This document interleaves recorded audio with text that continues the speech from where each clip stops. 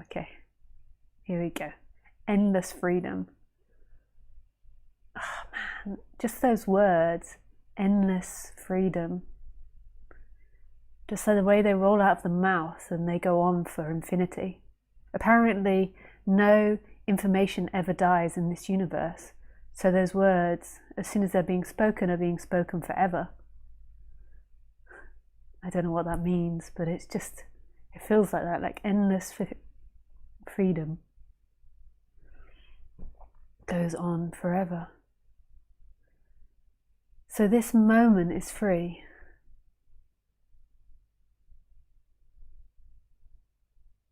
This moment doesn't need anything, doesn't want anything, isn't going anywhere,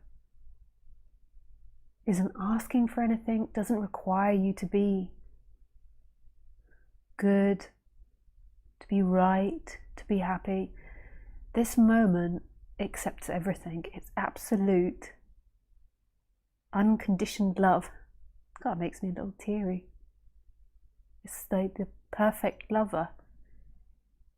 It never rejects you. It'll never leave you.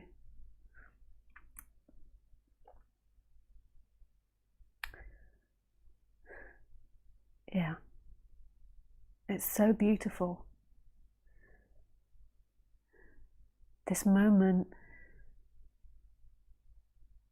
doesn't criticize you for that which you're not good at, or any bad actions that you've done. All of us have done bad actions. Thought bad things, done bad things, been mean, including myself. I'm not the Lisa character, she's not free of that. But this moment doesn't judge any of it. This moment embraces it. It's just here holding everything that transpires. There's nothing which is bad here. There is nothing which is unwelcome here. Everything is welcome here. Everything.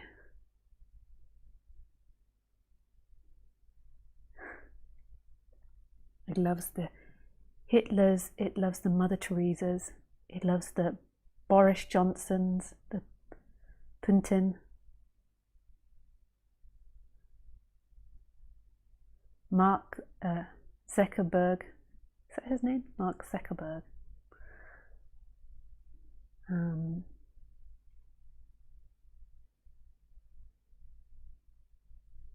Cheryl, no, oh my goodness. My names are getting muddled up. Shirley Bassey, Dolly Parton, everybody, everything. The tiniest insect, the slime of the slug, a car accident, a supernova, a tissue, a bogey, a fart. It loves everything.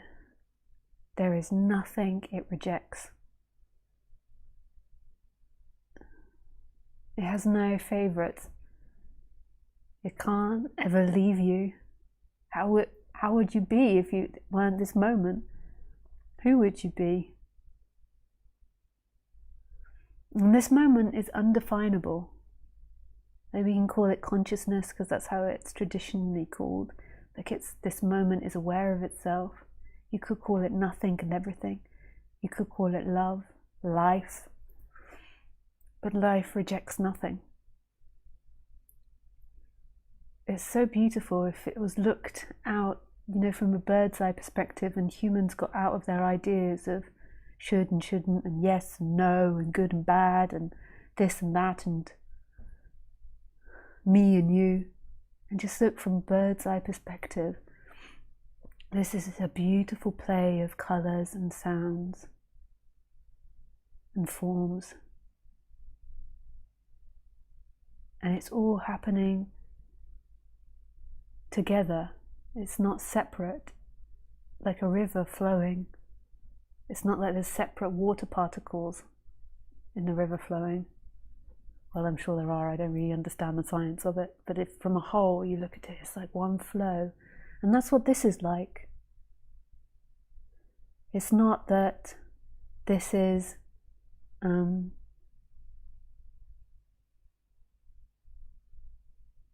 this is all happening independently. This is all happening like the butterfly effect. Like one action affects another, and yet there's no start and there's no beginning, and there's no time. There's no this and there's no that. There is no this and that. It's a happening freely, like a kaleidoscope. And humans suffer this.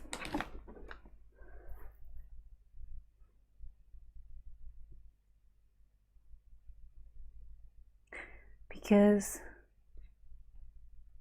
they believe they're separate. They believe that they are acting independently, that they are given a life and that they're acting independently, and that their life is really real, that they're separate from other objects and they're maneuvering in this world independently. And then it creates this myriad of unhealthy thinking, of stress, discomfort, dissatisfaction. I find that by the time people are in their 40s and 50s, if they haven't begun to explore themselves, they're just very tight energetically and cut off, and maybe just in their head. Lots of maybe unbalanced emotions or absence of emotions. And my experience is that a lot of humans are very addicted. That all of us have addictions because we're in a society with so many. So there is like mild addictions that transpire. But I find that most people are drinking alcohol or smoking weed every night. Smoking weed to me seems like the lesser of the two. Like smoking weed to me, it's like a plant and it feels more healthy, but it is about relaxing the body often, and relaxing the senses. But it can also be really healing weed. Like I know people with cancer or immense pain, physical discomfort. So it's not all about addiction. It like can help sleeping problems as well. Like weed, I see as less an issue. For some people though, weed does create psychosis. I think that as well. But a lot of people, what I'm trying to point to is not that positive side of some of these medicines, but I'm pointing to the this addictive nature, like overeating, obsessive use of social media or films or TV, excessive screen time, excessive activity, excessive intake of sugar, alcohol. And a lot of the time it's about discomfort. Sometimes it's just pure addiction, but a lot of the time it's about trying to cover the discomfort. I know that might seem weird that I differentiate addiction, because like, so say if you're addicted to sugar, it's a physical dynamic that's happening in your body, and it doesn't necessarily come from discomfort. It's that it's affecting your blood sugar levels, and so there is then a craving, and it goes in a circle. So it can be without that, but it often is that. And then the excessive use of sugar dullens your taste buds, so then there is an over indulgent in extreme tasting foods, these types of things, and on it goes.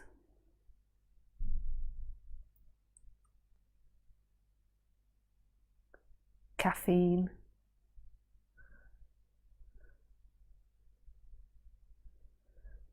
And these are used, so it's maybe not in this world, so it might seem abstract to you, but in a lot of society, these are just used as a normal, like 4 beers a night, or 2 or 3 glasses of wine a night is just the normal to people. And it's like a relaxing of the body. But the reason that often the body needs to be relaxed is because there is a deep contraction and a deep fear of this life. that life is your responsibility, that you're separate from this, and that you need to find your happiness. And then there is this knowing in everybody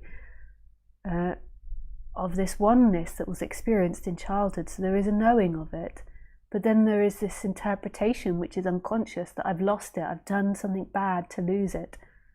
It's my fault, I am guilty. I am guilty.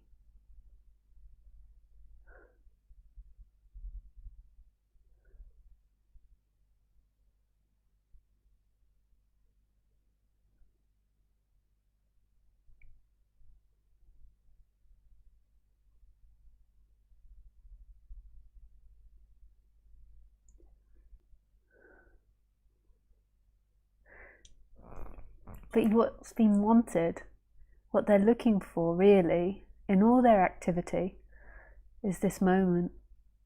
It's so ironic. They've gone all the way around the world, had kids, built a gigantic home, done this, done that, done this, done that, done this, done that, and all they wanted was this moment. It's just the intimacy with this moment. You really don't want intellectual satisfaction. That's another diction, the intellect. You really don't want, to have all this money or this comfort. What's really wanted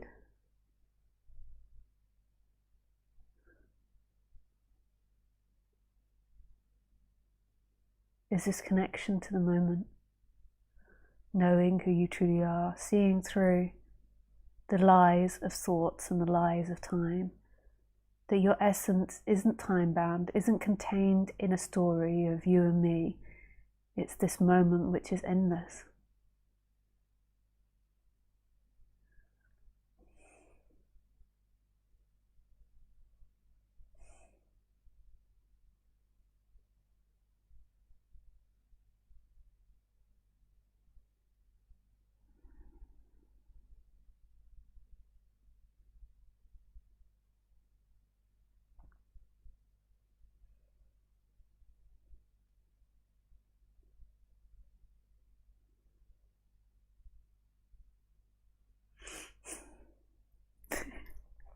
This is it, baby. That's for you, Jim.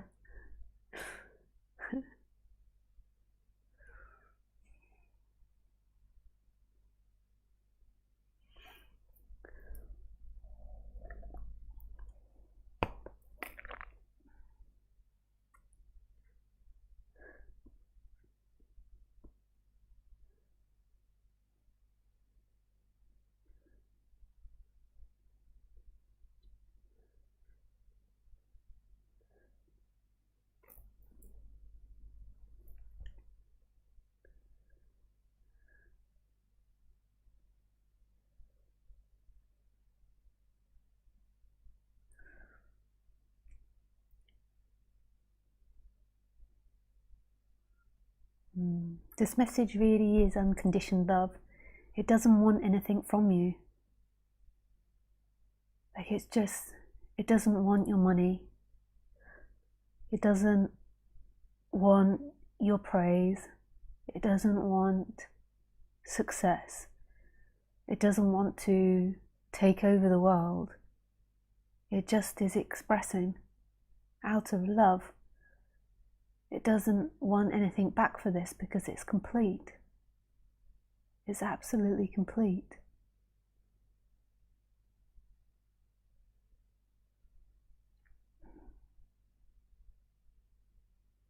So it comes through this form of Lisa.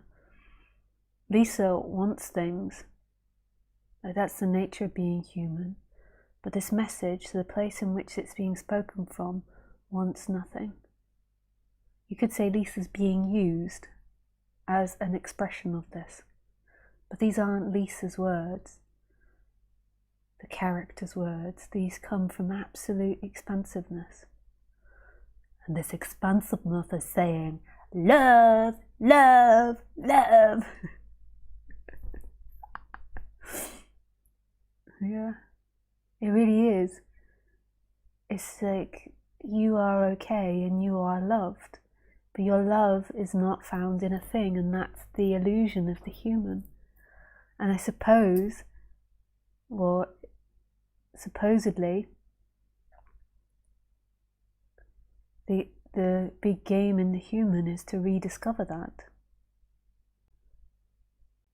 I mean, it's also like life doesn't really even have a desire about that. It doesn't have any desire, so it's not like that's what life is desiring, but that's what seems to happen on the human form. You go in totally to the person and you suffer.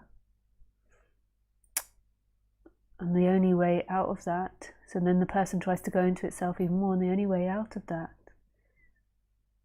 is through the remembering of this. So in a way it's the human's destiny, because all it wants is this freedom. It just doesn't know it. That's what it truly wants. On the human level, it wants food, it wants to go for a poo-poo or a tinkle, or to have a laugh.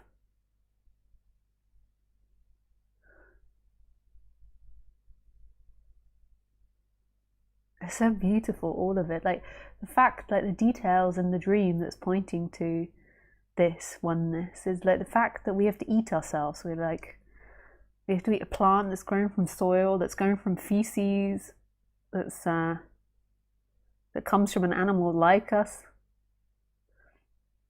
I mean, it's also other things that help the soil become nutritious so a plant can grow.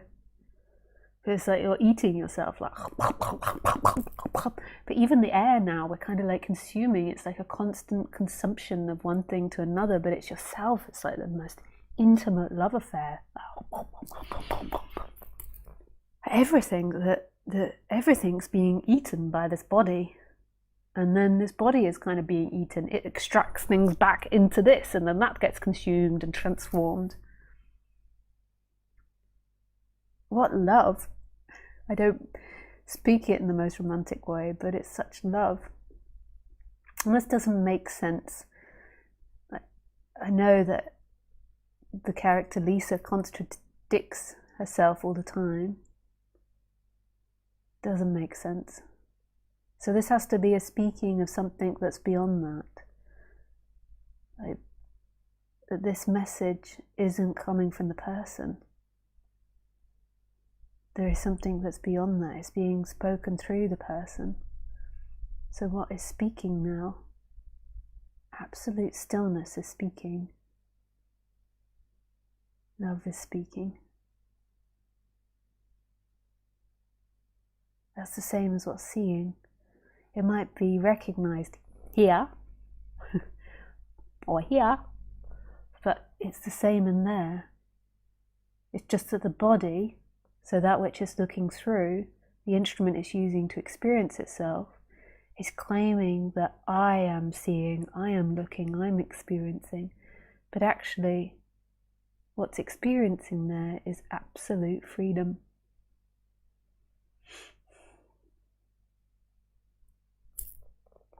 It's so yummy. How can everybody just not be like, whoa, this subject, like wanting to consume this subject? Amazing, eh? It can't be our wills. Because to me this subject is so beautiful.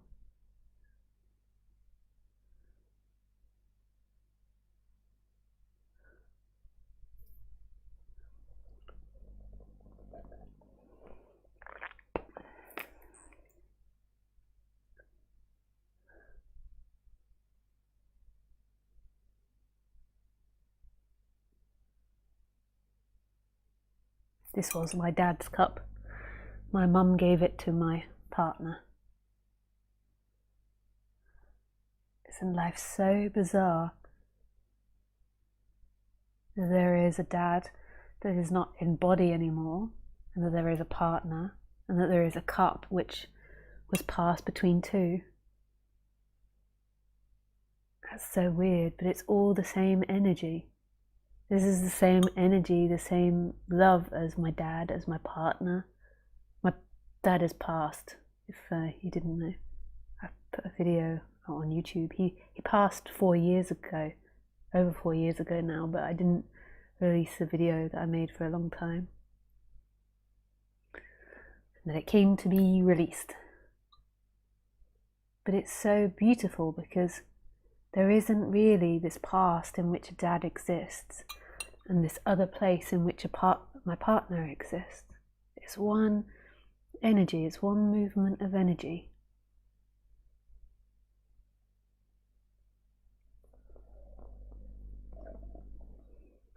It's the same. So my dad touching and drinking from this cup, you have to be kind of like creative with the thinking here to get that. My dad drinking from the cup is the same as me drinking from this cup. It's the same energy experiencing itself. It's just, it looks different, it's just formed different. And at the same time, it didn't really happen. There was no dad that was drinking from this cup. There's only ever this moment. And drinking is happening. And there's not really a partner out there, there's just this moment. All the different ways in which this is expressed is absolute beauty, even though they seem to contradict themselves. So my dad's drinking and my drinking now is the same. So if you have a loved one which is missed, they are in everything you do. They're so close to you. Just even the habits and the conditions of their body are back in this, that energy of the body, but as themselves, as who they truly were, which is love, which is life, which is freedom. They are here. So in each movement is my dad.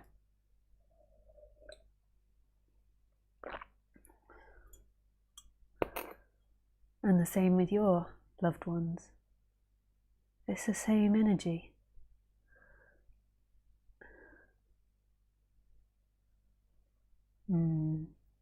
It's so hard to put into human language. Our language falls short. Our language is about this and that, self and other.